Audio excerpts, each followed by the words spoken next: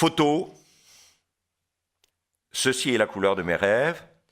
Et alors, je ne sais pas pourquoi, mais dès que j'ai revu ça, ou vu ça, peut-être après tout, c'était, bon, à force de l'avoir regardé plusieurs fois ces temps-ci, j'ai immédiatement pensé à ça.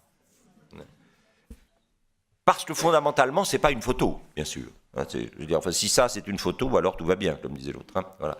Mais ce n'est pas une photo. Et donc, il y a une sorte de tension entre le mot, entre la domination et la réalité. Hein. On ne voit rien. Bon, bien.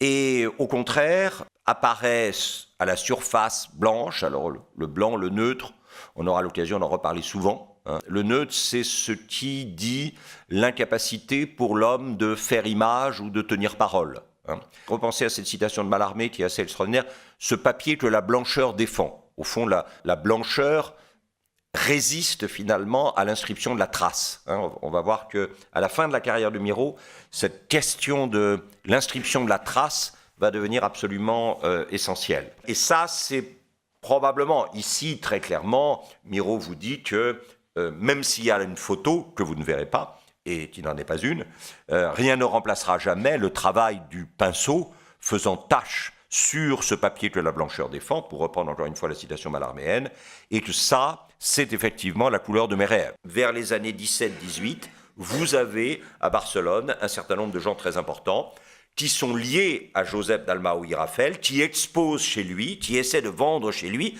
parce qu'ils sont à l'étranger, il faut quand même vivre, et donc il faudrait, voilà.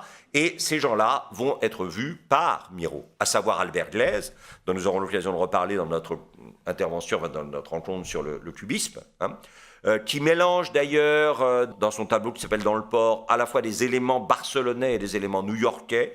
Gleizes était déjà allé à Barcelone, réside à Barcelone à l'époque Francis Picabias, qui est quand même pas rien.